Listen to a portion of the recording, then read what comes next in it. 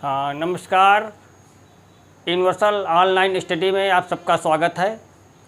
आज की कक्षा जो प्रारंभ होने जा रही है, इसमें ये वीडियो हम आपके पास सामने ला रहे हैं। ये हिंदी से संबंधित है।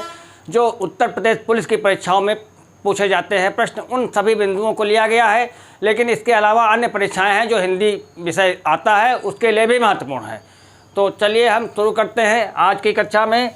सबसे पहला प्रश्न ये है, निम्नलिखित शब्दों में से कौन सा विकल्प दिए गए वाक्यांश के लिए उपयुक्त एक शब्द होगा। यानी ये क्वेश्चन जो है वाक्यांशों के लिए एक शब्द का क्वेश्चन है। एक वाक्यांश दिया है, जिसकी भुजाएं घुटने तक पहुंचती हैं। इस चारों विकल्पों में कौन सा इसके लिए एक शब्द होगा। लंब बाहु, आजान बाहु, दीर्घ बाहु और कटि बाहु। देखिए, घुटना, जांघ को जानु कहा जाता है और घुटना जान के नीचे है, तो जान शब्द ये देखिए। तो सही विकल्प ये होगा आजान बाहु, सही उत्तर। लंब बाहु जिसकी लंबी भुजाएं हैं, दीर्घ बाहु बड़ी भुजाएं हैं, कटि बाहु कमर तक भुजाएं हैं, लेकिन आजान बाहु जिसकी भुजाएं घुटने तक है। सही उत्तर ये होगा। आगे प्रश्न में आते हैं। यह दूसरा प्रश्न है, दिए गए विकल्पों में कौन सा विकल्प दिए शब्द का अनेकार्थी होगा। अनेकार्थी का मतलब जो शब्द दिया है इसके एक से अधिक अर्थ हैं। ये चार विकल्पों में कौन सा विकल्प ऐसा है जो इसका अनेक अर्थ और अर्थ रखता है। अंबर शब्द दिया है, अंबर। अंबर सामान्य अर्थों में आप जानते हैं अंबर का मतलब कपड़ा होता है और अंबर का मतलब आकाश होता है। दो महत्वपूर्ण अर्थ पता है। अंबर का मतलब कपड़ा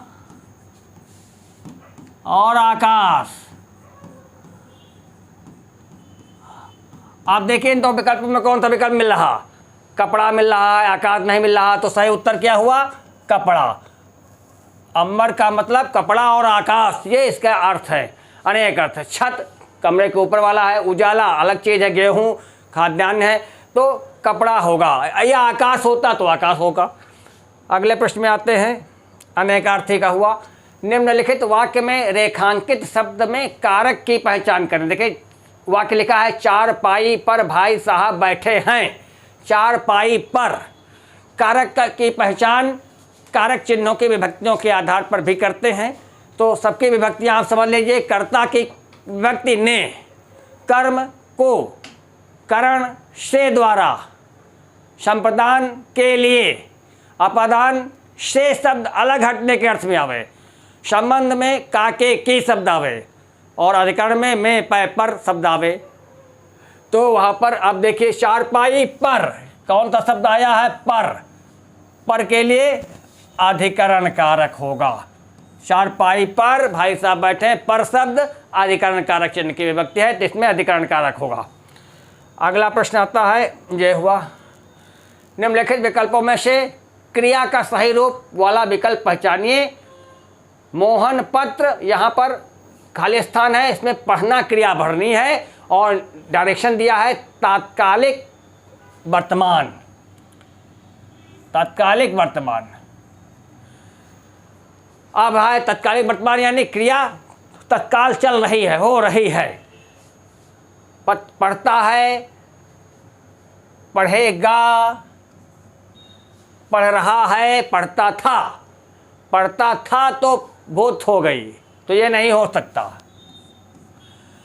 अब पढ़ेगा बाद में क्या होगी, भविष्य, ये नहीं हो सकता। यहाँ वर्तमान पूछा गया। अब इसमें पढ़ता था, ये ता है, ती हैं, ते हैं, तो ये सामान्य वर्तमान हुआ, सामान्य वर्तमान। और पढ़ रहा है, ये तात्कालिक वर्तमान है, क्रिया चल रही है लगातार, तात्कालिक वर्तमान। रहा है, रही है, रहे हैं, ये वाक्य के अंत में आता है तो तत्कालिक वर्तमान है। काल की पहचान क्रिया हो रही है, ये हो चुकी है, भूतकाल, बाद में होगी भविष्यकाल, इस समय चल रही है तो वर्तमान काल। और इसमें भी भूतकाल के 6 भेद हैं, वर्तमान काल के 5 भेद हैं और भविष्यकाल के 3 भेद। इसमें आपका जो वर्तमान काल है, इसमें 5 भेदों में सामान्य वर्तमान, तात्कालिक वर्तमान, पूर्ण वर्तमान, अपूर्ण वर्तमान, ऐसे संभाव्य वर्तमान, संदिग्ध वर्तमान, ये सब। तो इसमें पढ़ रहा है, रही है, रहे हैं, ये शब्द अगर आता है तो तात्कालिक वर्तमान होगी। फिर अगले प्रश्न में आते हैं।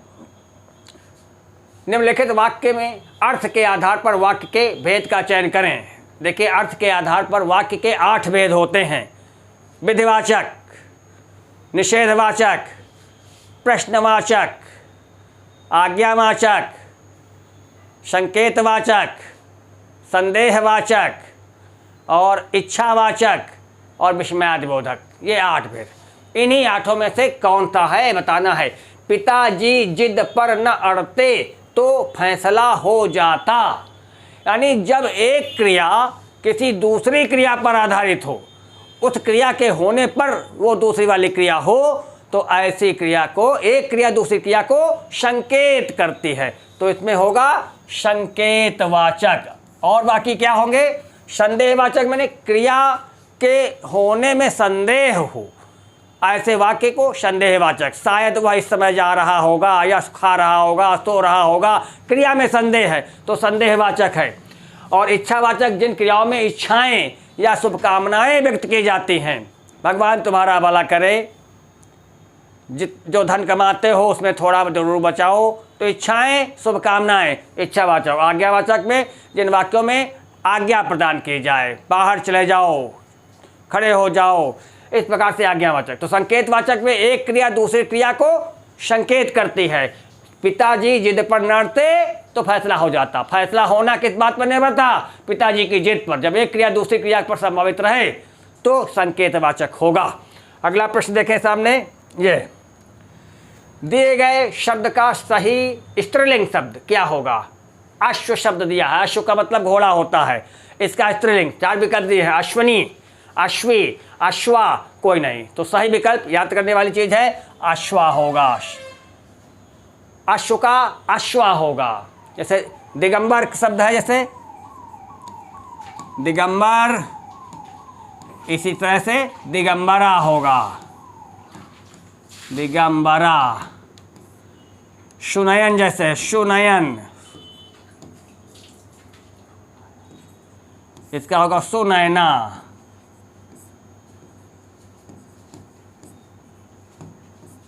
इस प्रकार से अश्व, अश्वा, तो सही विकल्प होगा। तो दूसरा विकल्प, ये तीसरा विकल्प आपका सही है। अगले प्रश्न में आए पुल्लिंग स्त्रीलिंग।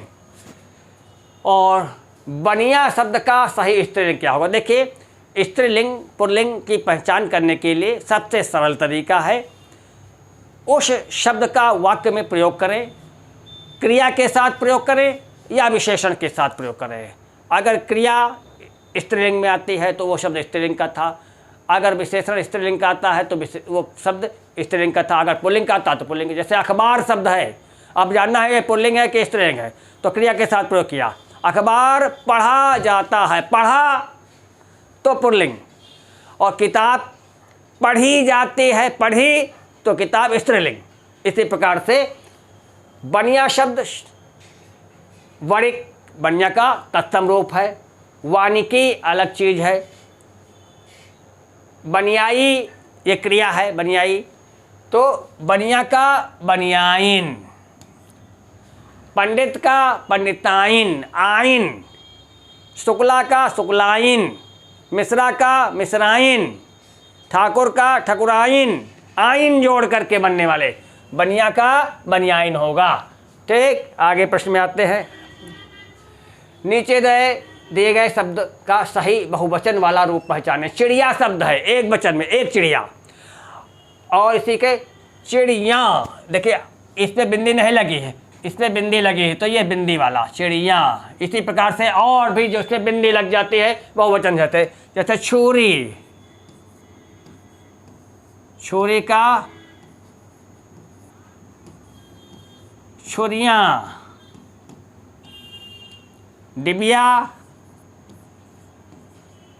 डिबिया का डिबिया। इस प्रकार से या बिंदी चंद बिंदी लगा के बनते हैं, तो चिड़िया। आगे अगले आते हैं। निम्न विकल्प में कौन दिए गए शब्द का पूर्ण रूपेण वर्ण विच्छेद वाला शब्द होगा, यानी जो शब्द है उसको तोड़ करके विस्तारित रूप में लिखा गया है, ये देखना है। शब्द आपका दिया हुआ है कृष्ण। अब सीधा आप लिखें इसको। कृष्ण में सबसे व्यंजन लिखें, फिर उसके बाद उसमें जो स्वर लगा है उसमें लगा, व्यंजन में हलंत लगा हुआ है, इस प्रकार से लिखते जाओ, विकल्प मिला लें। का है, का लिखा, हलंत लगाया। का में कौन से स्वर लिखा है, ऋषि वाला री लिखा है, ऋषि वाला री लिख दे। फिर क्या लिखा हुआ, षटकों वाला शा लिखा हुआ है, आधा है तो इसमें हलंत लगा दें। फिर अणा लिखा हुआ है, अणा में हलंत लगावें। और फिर कौन सी मात्रा अणा में लगी है, छोटा आ। अब ये विकल्प मिला ले, कहाँ पे है, आ है, ये नहीं हो सकता। का के बाद रे, शा के अणा में, ये बिल्कुल दूसरा विकल्प पूरी तरह से मेल खा गया है। कृष्ण। कोई और शब्द दिया हो सब में से, जैसे आपका एक शब्द और हम लिखते हैं, जैसे निषेध दिया है, निषेध। अब इसका सही विच्छेद क्या होगा, ना, पहले व्यंजन लिखते हैं, ना लिखा, हलंत लगाया, फिर इसमें कौन सी मात्रा लगी, छोटी, ये छोटी लिखा। फिर कौन सा शब्द लिखा है, शा, षटकों वाला लिखा है, हलंत लगाया, और कौन सी मात्रा लगी है, एक ही मात्रा है, एक ही मात्रा लगाया। और फिर धा लिखा है, धा, हलंत लगाया, और फिर कौन सी मात्रा लगी, छोटा। बस व्यंजन लिखो, हलंत लगाओ उसमें, और उसमें जो मात्रा लिखी हुई है उसको लिखते चले जाओ, सही विस्तारित रूप होता है।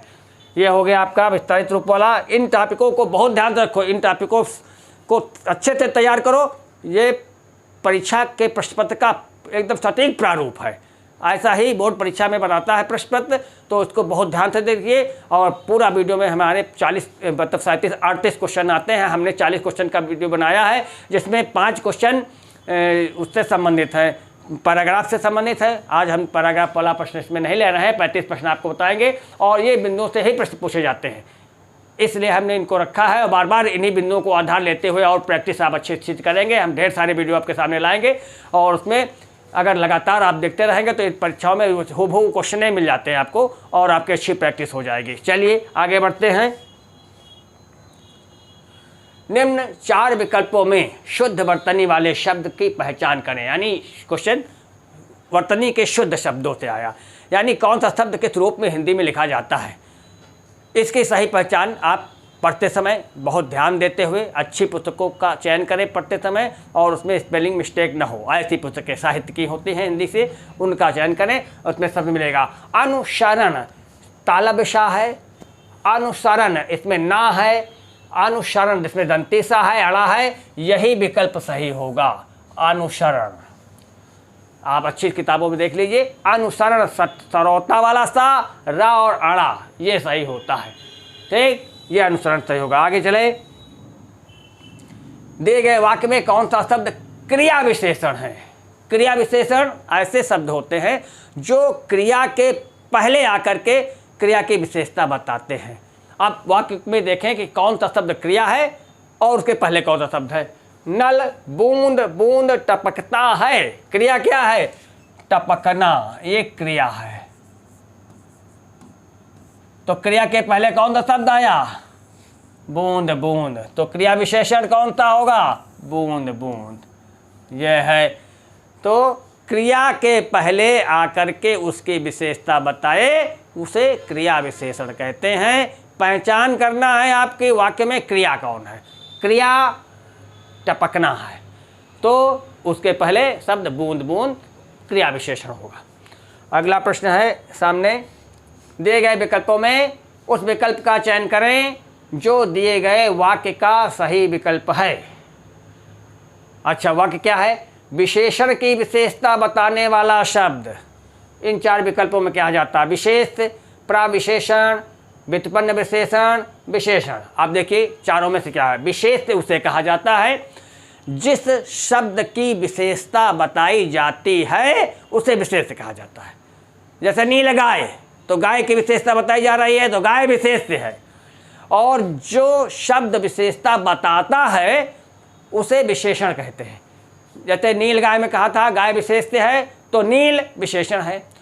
और व्युत्पन्न विशेषण वे हैं जो मूल रूप से विशेषता बताने के लिए आते हैं, जैसे सुंदर है, अच्छा है, जो विशेषण गुणवाची विशेषण, तो वो मूल रूप से विशेषता बताने के लिए ही आते हैं। ऐसे शब्दों को व्युत्पन्न विशेषण, यानी ऐसे शब्द जो मूल रूप से विशेषता बताने के लिए ही आते हैं उन्हें व्युत्पन्न विशेषण कहा जाता है। और प्राविशेषण, ऐसे शब्द जो विशेषण के पहले आकर उसकी विशेषता बताएं उन्हें प्राविशेषण कहते हैं। जैसे हम एक वाक्य लिखते हैं, राम बहुत अच्छा लड़का है। राम बहुत अच्छा लड़का है, इसमें राम लड़का, राम व्यक्तिवाचक संज्ञा, लड़का जातिवाचक संज्ञा, संज्ञा शब्द विशेष से होते हैं, यानी राम और लड़का ये दोनों विशेष से हैं, विशेष से। अच्छा शब्द विशेषता बताता है तो ये विशेषण है, विशेषण। और जो शब्द विशेषण के पहले आकर उसकी विशेषता बतावे वो प्राविशेषण है। तो बहुत शब्द ये प्राविशेषण है। तो इस प्रकार से विशेषण की विशेषता बताने वाला शब्द क्या हुआ? प्राविशेषण हुआ। उत्तर होगा प्राविशेषण। और इस वाक्य से आपको स्पष्ट हो गया होगा प्राविशेषण किसे कहते हैं। आगे आते हैं अगले प्रश्न में। इनमें से कौन सी रचना मुंशी प्रेमचंद की नहीं है? 4 रचनाएं दी गई हैं, इनमें 3 रचनाएं मुंशी प्रेमचंद की हैं, एक नहीं है। पंच परमेश्वर, कायाकल्प, अर्धनारीश्वर और कफन। देखिए, पंच परमेश्वर मुंशी प्रेमचंद का कहानी संग्रह है, कायाकल्प मुंशी प्रेमचंद का उपन्यास है, कफन मुंशी प्रेमचंद का उपन्यास है। ये तीनों मुंशी प्रेमचंद की हैं, ये भी है, ये भी है, ये भी है। अर्धनारीश्वर, ये अर्धनारीश्वर धर्मवीर भारती की रचना है, इसलिए ये मुंशी प्रेमचंद की नहीं है। तो 2 तरीके से प्रश्न के उत्तर पहचाने जाते हैं कि कौन किसकी रचना है। अगर ये स्पष्ट हो तो आप सब कुछ जान सकते हैं। तो अति महत्वपूर्ण रचनाओं की एक लिस्ट बना लीजिए अच्छी सी, और रानी रचना वाले टॉपिक से प्रश्न पूछा जाएगा। तो जो बहुत चर्चित रचनाएं हैं, अक्सर परीक्षाओं में आई हैं, तो उनकी आप लिस्ट बना करके अच्छे से तैयार कर लीजिए, एक क्वेश्चन निश्चित आएगा। ठीक, चले आगे बढ़ते हैं। तो अर्धनारीश्वर धर्मवीर भारती की। आगे आते हैं, ये सरस्वती पत्रिका के प्रमुख संपादक कौन है? सरस्वती पत्रिका साहित्य के क्षेत्र में साहित्य के विस्तार के लिए, विकास के लिए बहुत योगदान करने वाली पत्रिका है। ये द्विवेदी युग की पत्रिका है। इसके प्रमुख संपादक, इसके बारे में हम थोड़ी बात बताते हैं कि सरस्वती पत्रिका के प्रथम संपादक श्याम सुंदर दास थे। देखिए, प्रथम संपादक, प्रथम संपादक यानी इस पत्रिका से संबंधित कौन कौन से प्रश्न पूछे जा सकने की संभावना है, सब हम इसमें आते हैं। प्रथम संपादक श्याम सुंदर दास। और ये पत्रिका कहाँ से प्रकाशित होती थी? देखिए, शुरुआत में इसके 3 एडिशन, सन 1900 में ये पत्रिका प्रकाशित होना शुरू हुई थी, 1900 में, और 1900 से 1903 तक श्याम सुंदर दास जी इसके संपादक रहे।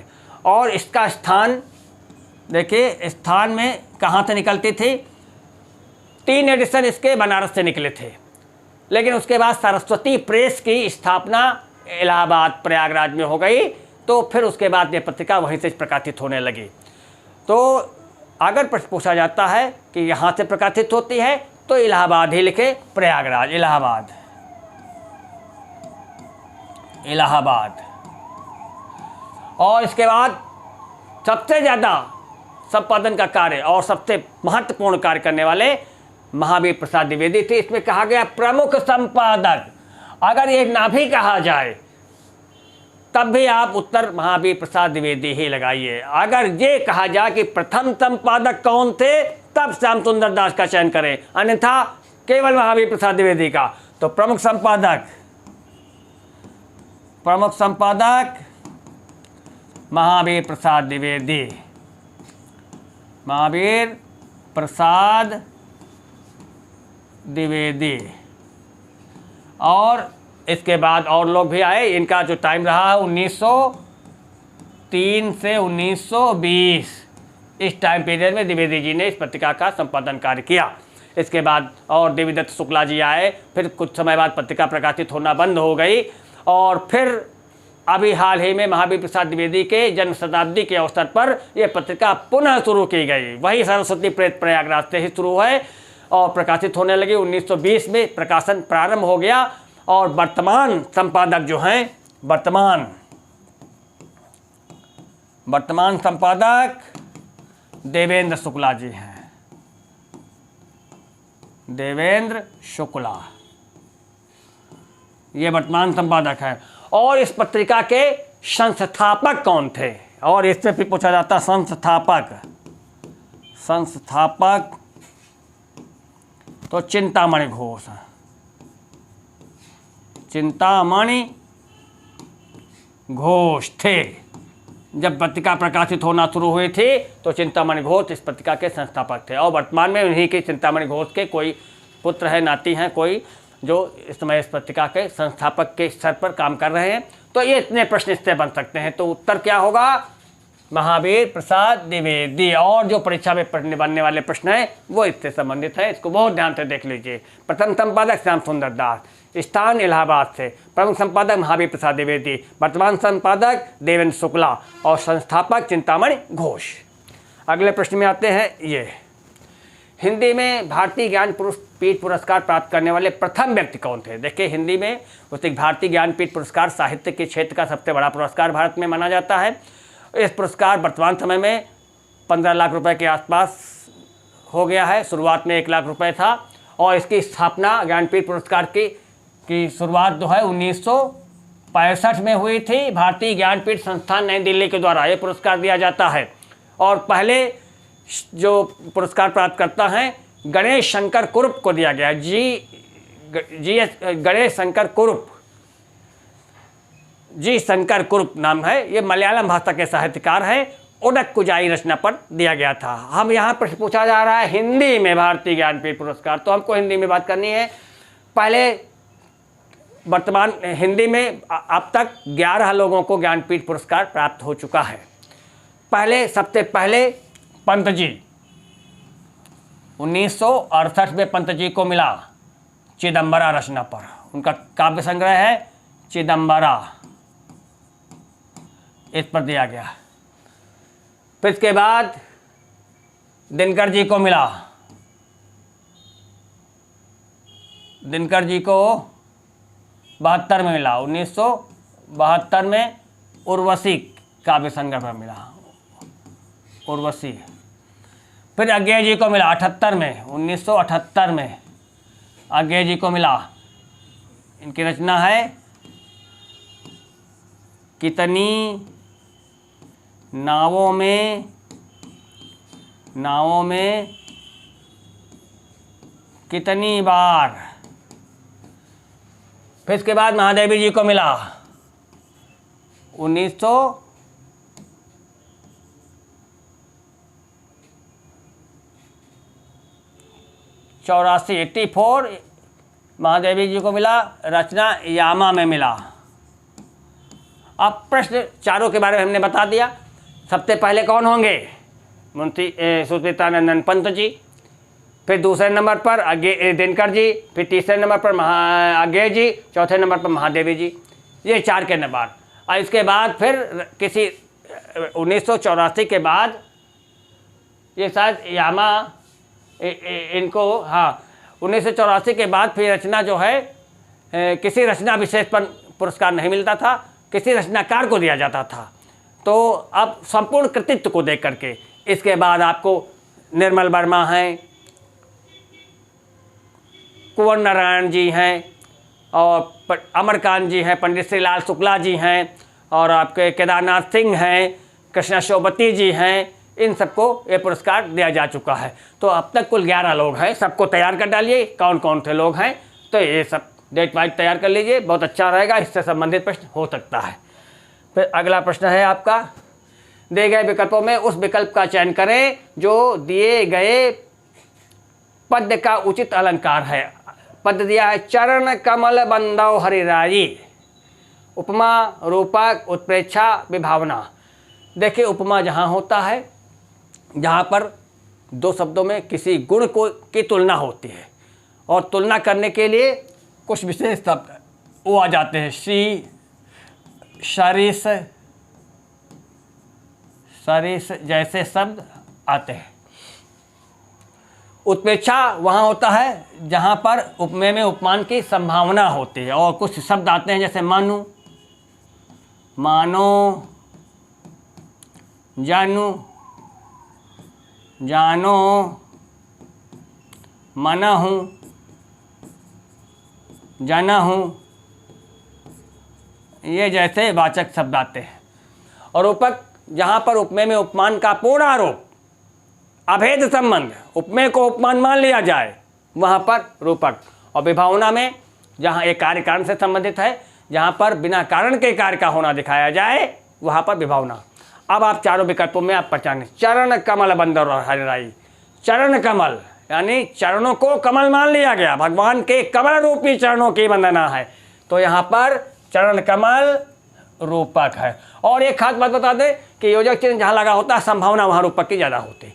इस प्रकार से इसमें चरण कमल में रूपक होगा। ठीक, आगे आ जाए। दिए गए वाक्य में रेखांकित शब्द किस अव्यय का भेद है? मुझे आज बहुत भूख लगी है। अब देखिए बहुत भूख, भूख क्रिया है, भूख लगना क्रिया है और क्रिया के पहले जो शब्द आता है वो क्रिया विशेषण होता है। क्रिया विशेषण, अभी पीछे बात हुई, क्रिया के पहले आकर के उसकी विशेषता बतावे वो क्रिया विशेषण होगा। फिर आगे आते हैं, निम्नलिखित विकल्पों में कौन सा विकल्प शुद्ध वाक्य का विकल्प है? यानी वाक्यों की शुद्धता से निश्चित रूप से प्रश्न होगा। यूपीपी की परीक्षा में तो होगा ही, और अन्य परीक्षाएं जो आती हैं निश्चित हर परीक्षा में आता है। धर्म ईश्वर ही है, धर्म ही ईश्वर है, धर्म ईश्वर है ही, ईश्वर ही धर्म है। आप देखिए इसमें कौन सा विकल्प है? धर्म ईश्वर ही है, नहीं गलत है, धर्म ही ईश्वर है, यही सही होगा। धर्म ही ईश्वर है, धर्म ही ईश्वर है, ये वाक्य सही है। आगे आते हैं। दोहा छंद के प्रत्येक चरण में कितनी कितनी मात्राएं होती हैं? दोहा अर्ध सममात्रिक छंद है, 4 चरण होते हैं। कैसा छंद है? अर्ध सममात्रिक,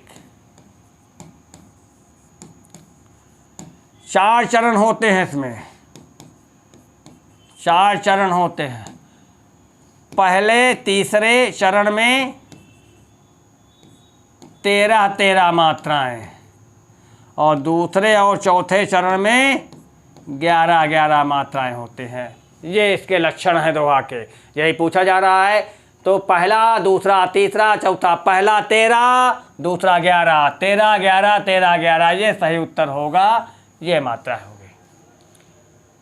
ठीक, छंद से आया तो छंद जो बड़े इंपॉर्टेंट छंद, दोहा, सोठा, चौपाई, रोला, बरवय, हरगीतिका जैसे छंद हैं, कुंडलियाँ हैं, छप्पे हैं, इन सब के कितनी मात्राएं होती हैं, कैसी मात्राएं होती हैं, इनको सब कुछ दिमाग में फिट कर लीजिए। इनमें से निश्चित रूप से प्रश्न फंस जाएगा अच्छे तरीके से।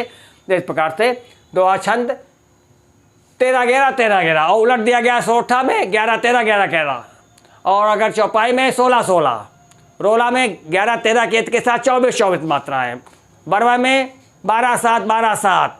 अब आप अभी अच्छी तरह से तैयार कर लीजिए, दिमाग बैठा लीजिए।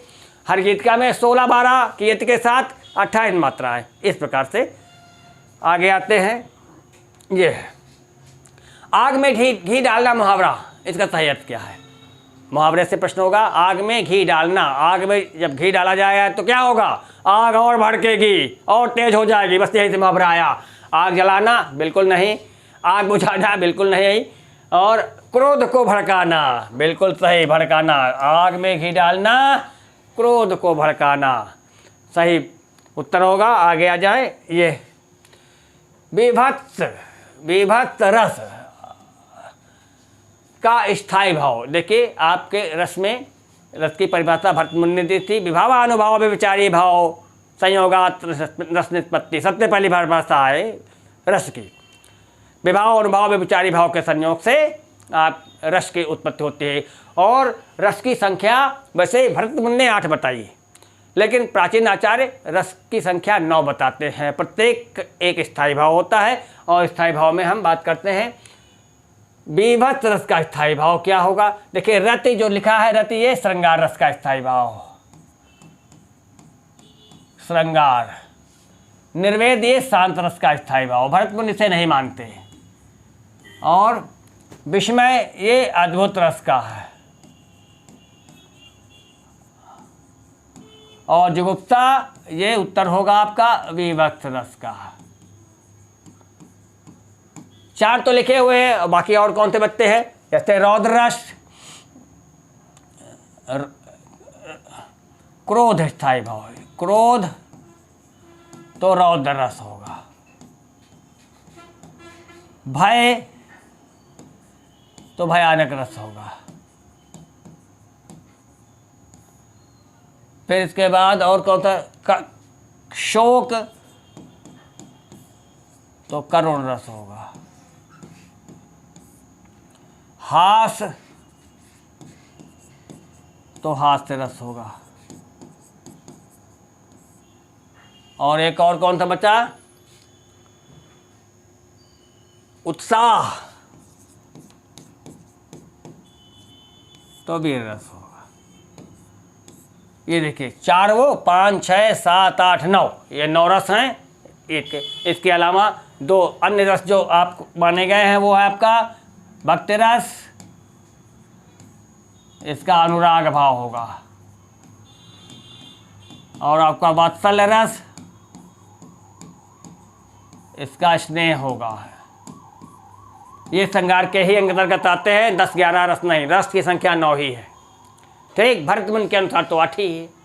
तो ये हो गया सभी रसों के स्थायी भाव, एकदम दिमाग में फिट कर लीजिए, कोई ना कोई जरूर पूछ लिया जाएगा।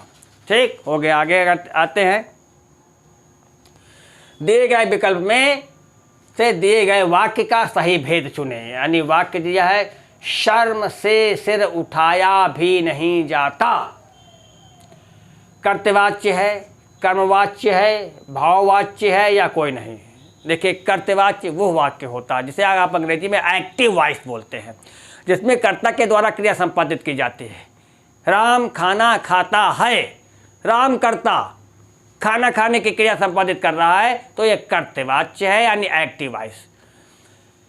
जब वाक्य में कर्ता के द्वारा मतलब क्रिया हो, लेकिन कर्ता प्रधान न हो, क्रिया का फल कर्म पर पड़ रहा हो, या तो वाक्य में कर्ता हो ही ना, अगर हो तो गौड़ हो। जैसे राम के द्वारा खाना खाया जाता है, द्वारा बाई विध लग जाए, पैसिव वॉइस यानी कर्मवाच्य। या किताब पढ़ी जाती है, किताब आपका कर्म है, पढ़ी जोर दिया जा रहा है कर्म पर, जाती है। तो इस प्रकार से कर्मवाच्य में कर्म पर जोर दिया जाएगा। और जिसमें अंग्रेजी में तो एक्टिव पैसिव, लेकिन हिंदी में एक वाच्य और है भाववाच्य। जब क्रिया पर जोर दिया जाए, निपात किया जाए यानी फोर्स किया जाए, तो वहाँ भाववाच्य। जैसे सर्व से सिर उठाया भी, उठाया क्रिया है, भी जोर दिया जा रहा है, सर्व से सिर उठाया भी नहीं जाता, तो भाववाच्य। उससे चला भी नहीं जाता, ऐसे वाक्य जहाँ क्रिया पर जोर दिया जाए वो भाववाच्य हो गए। ठीक, तो कर्तवाच्य, कर्मवाच्य, भाववाच्य तीनों के अंतर समझ गए होंगे आप। देखिए भी शब्द जोर दिया जा रहा है तो भाववाच्य है। अगले प्रश्न में आते हैं, जिन बिंदुओं को छुआ जा रहा है, देख लीजिए ये पूरी तरह से सेटअप है पेपर का, उन बिंदुओं को आप अच्छे से और अच्छे से पढ़ लीजिए। परीक्षा में इन्हीं बिंदुओं से प्रश्न आता है, जो बोर्ड परीक्षा बनाता है, एक टेक्निक है उसकी। तो आगे आते हैं, नीचे दिए कोष्ठक में दिया गया विकल्प चिन्ह है, उसको पहचान करके बताना है कि कौन सा विकल्प है। ये दिया है आपका एक विराम चिन्ह दिया है, ये क्या है, निर्देश चिन्ह, आदेश चिन्ह, विवरण चिन्ह, योजक चिन्ह। अब देखिए बिंदु बिंदी लगी हुई है, ये आप अक्सर इसका प्रयोग करते हैं जब किसी चीज़ का विवरण देना हो, 1 2 3 4, तो वो विवरण चिन्ह है यह। ठीक, योजक चिन्ह ऐसे लगता है, आदेश चिन्ह थोड़ा योजक चिन्ह से थोड़ा बड़ा लगता है, निर्देश ऐसे, निर्देश चिन्ह आदेश चिन्ह वही हैं, वही दोनों। तो इस प्रकार से ये आपका विवरण चिन्ह है। जैसे आप और चिन्ह पहचान लीजिए, जैसे आपका इसका ये अल्प विराम है, अल्प विराम। सारे विराम चिन्हों को एक कॉपी में, एक पन्ने में लिख डालिए, दो जोड़ करके अच्छे से, और उनको तैयार कर लीजिए। ये चिन्हों से पहचान करने के लिए पूछ सकता है। या ऊपर बिंदी लगी रहे और ऐसे लगा रहा है तो यह अर्ध विराम है, और पूरा ऐसे लगा है तो ये पूर्ण विराम है। और इसे आपका इस प्रकार से रहता है तो इसे कहते हैं उद्धरण चिन्ह।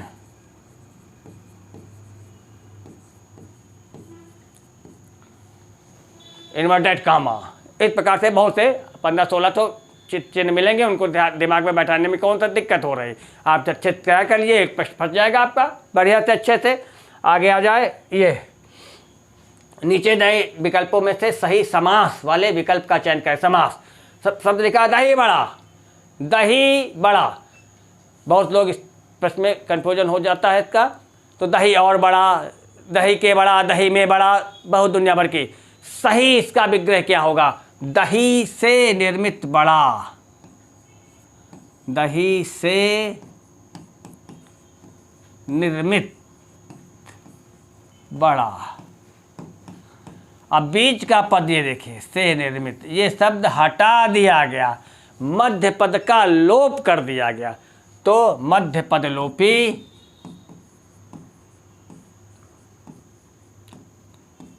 लोपी तत्पुरुष, ये होगा। तो सही उत्तर क्या होगा? तत्पुरुष है। दही से निर्मित बड़ा, दही बड़ा। गोबर गणेश, गोबर से निर्मित गणेश, सब इसी तरह से हैं। ये इसमें दही बड़ा में तत्पुरुष होगा। अच्छे तैयार कर लीजिए, अक्सर पूछा गया है। फिर यथाशक्ति का सही समास विग्रह क्या है? शक्ति के अनुसार, शक्ति की तरह, शक्ति के लिए, शक्ति, यथा और शक्ति। तो सही शक्ति के अनुसार, ये के अनुसार शब्द को हटा करके, यानी और यथा उपसर्ग जोड़ गया। जब प्रत्यय को हटा करके उपसर्ग जोड़ा जाता है तो अव्ययी भाव समास होता है। तो इसमें अव्ययी भाव समास है। इसी का अब यथाशक्ति में अव्ययी भाव समास है, और इसका विग्रह शक्ति के अनुसार होगा। फिर आगे आते हैं, कौन सा सही पर्याय नहीं है जल का? सलिल, नीर, अम्बु, रसाल। आपको मालूम है रसाल ये आम का पर्याय है, आम का पर्याय है, तो नीर का नहीं है। नीर के लिए अम्बु, तोय, वारी, अम्बु, तोय, वारी, नीर, सलिल, शंबर, सर्वमुख, मेघपुष्प, मेघपुष्प और आदि शब्द ये पानी के पर्याय हैं। तो आगे आ जाते हैं, ये निम्न शब्दों में से कौन उपसर्ग रहित शब्द है, यानी इसमें उपसर्ग नहीं लगा। उपसर्ग ऐसे शब्दांश होते हैं जिस किसी शब्द के पहले आकर के उस शब्द के अर्थ को बदल दें, उन्हें उपसर्ग। सुशील, शील शब्द में सु उपसर्ग लगा है। सुदृढ़, सुदृढ़, सुदृढ़ है, दृढ़ शब्द में सु उपसर्ग लगा है। सुगठित, गठित शब्द में सु उपसर्ग लगा है। सुंदर, आधा नादारा, ये नहीं कोई शब्द, ये पूर्ण शब्द है, इससे सुंदर शब्द में कोई उपसर्ग नहीं लगा है। ये आपको बताना था। अगले प्रश्न में आते हैं, किस शब्द में आवा प्रत्यय नहीं लगा? दिखावा, दिखना में आवा लगा, दिखावा। भुलाना में आवा लगा, भुलावा। पहनावा, पहनना में आवा लगा, पहनावा। लावा, कोई भी प्रत्यय नहीं लगा। तो प्रत्यय नहीं लगा, इसमें प्रत्यय लास्ट में आने वाला शब्दांश होता है और उपसर्ग प्रारंभ में आने वाला शब्दांश होता है। तो अगले आ जाते हैं, दिए गए शब्द का सही विलोम कौन सा है? अर्वाचीन, अर्वाचीन सही विलोम बताना है। अर्वाचीन का मतलब होता है नवीन, तो विलोम क्या होगा? प्राचीन। अर्वाचीन का प्राचीन या नवीन का प्राचीन, अर्वाचीन का समानार्थी शब्द है नवीन। फिर आगे आ जाते हैं जंगम का विलोम। जंगम जो एक स्थान से दूसरे स्थान पर चला जाए, गतिशील हो, गतिमान हो, उसे जंगम कहते हैं। तो विलोम क्या होगा? स्थावर, स्थावर जंगम। नश्वर का होगा शाश्वत। बंधन का होगा मोक्ष। और अगणित का गण। तो स्थावर का जंगम, ये सटीक चलने वाले शब्द हैं। आगे आ जाए, ये दिए गए विकल्पों में उस विकल्प को पहचाने जो दिए गए शब्द का सही संधि विग्रह है। दिगंबर, दिक धन अंबर, दिग धन अंबर। दिक का में हलंत लगा हुआ है, देखिए इधर छोटा सा दिख रहा है आपको, यहाँ पे दिक, यहाँ पे दिख रहा, तो सही उत्तर होगा दिक धन अंबर। का गा में परिवर्तित हो गया। व्यंजन संधि का नियम है वर्गीय व्यंजन के प्रथम वर्णों के बाद किसी वर्ग का तीसरा चौथा वर्ण अंतस्थ वर्ण अथवा स्वर वर्ण आता है। तो वर्गीय व्यंजन का पहला वाला वर्ण तीसरे में बदल जाता है। देखिए है दिक हलंत लगा, धन अंबर। का के बाद आ स्वर आया तो का के स्थान पर गा हो गया और इस गा में छोटे आ की मात्रा लग गई, दिगंबर। तो व्यंजन संधि है दिक धन अंबर, सही। हलंत लगा है उसमें, छोटा सा आप दिख नहीं रहा था इसलिए हमने बना दिया। आगे आ जाते हैं, ये स्वार्थ शब्द में कौन सी संधि है?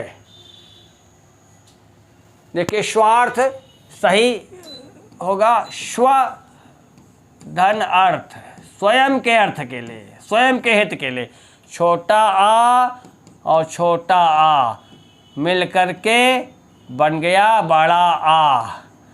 समान स्वर मिलकर के जहाँ दीर्घ हो जाए वहाँ दीर्घ संधि है। ये आपका दीर्घ है।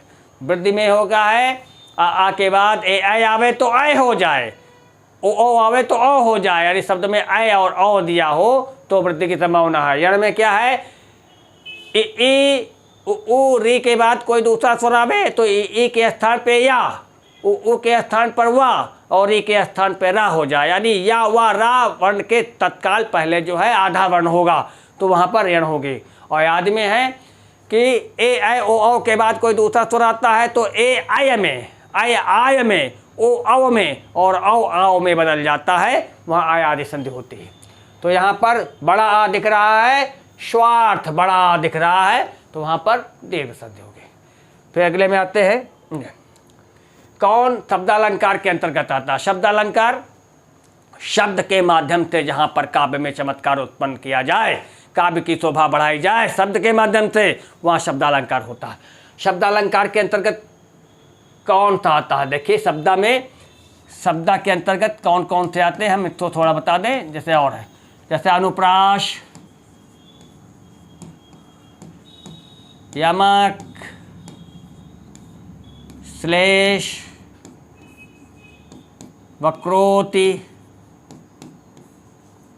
वीप्सा, ये जैसे अलंकार शब्दा में आते हैं। और अर्था में बहुत ढेरों आते हैं। उपमा, रूपक, उत्प्रेक्षा, भ्रांतिमान, विभावना, अतिशयोक्ति, ये सारे अलंकार अर्था में आते हैं। तो कौन सा पूछा? शब्दालंकार के अंतर्गत अनुप्रास होगा, ये होगा अनुप्रास। और शब्दा में और कौन आते हैं, जरा दिमाग में बैठा लो। अगला है निज भाषा उन्नति है सब उन्नति को मूल। ये पंक्तियाँ किस कवि के द्वारा कही गई? बिनु निज भाषा ज्ञान के मिटे न ही को शूल। ये पूरी लाइन है। निज भाषा उन्नति है सब उन्नति को मूल, बिनु निज भाषा ज्ञान के मिटे न ही को शूल। ये पंक्तियाँ भारतेंदु हरिश्चंद्र ने कही थी। भारतेंदु हरिश्चंद्र की लाइन है। ये तो याद करना पड़ेगा कि कौन सी पंक्ति किसकी है। तो अति अच्छी अच्छी पंक्तियाँ आप इकट्ठा कर लो और दिमाग में बैठा लो। आगे आ जाते हैं, लास्ट क्वेश्चन हमारा आज का, उत्पत्ति की दृष्टि से संज्ञा के कितने भेद हैं? संज्ञा जिन शब्दों से किसी व्यक्ति, वस्तु, स्थान अथवा भाव का बोध हो वो संज्ञा कहलाते हैं। उत्पत्ति की दृष्टि से संज्ञा के 3 भेद हैं। कौन कौन से हैं? व्यक्तिवाचक, व्यक्तिवाचक, जातिवाचक और तीसरा है भाववाचक। और अर्थ के अनुसार ये उत्पत्ति की दृष्टि से, और अर्थ के अनुसार संज्ञा के 5 भेद हैं। 3 तो यही हैं और 2 और आपका चौथे नंबर पर द्रव्य या पदार्थवाचक,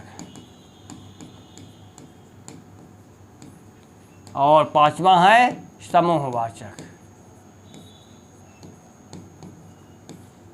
अगर ऐसे पूछा जाता संज्ञा के कितने भेद हैं तो 5, अगर उत्पत्ति की दृष्टि से पूछा जाता है तो 3, अर्थ की दृष्टि से पूछा जाता है तो 5, और कुछ भी कोई भी दृष्टि से नहीं पूछा जाता है तो 5 ही लगाइए।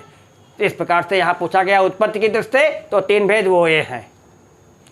ठीक, तो आज के 35 प्रश्न आपके सामने आ गए, और आगे के वीडियो में हम इसी तरह से और बढ़िया प्रश्न लेकर के आएंगे। और बिंदुओं को आप ध्यान रखें, इन बिंदुओं पर ही प्रश्न पूछे जाते हैं। अच्छी तरह से आप तैयार कर लिया। अब ढेर सारे प्रश्न आपके सामने लेके आ रहे हैं जो भिन्न भिन्न परीक्षाओं के लिए भी उपयोगी हैं और उत्तर प्रदेश के लिए तो रामबाण है।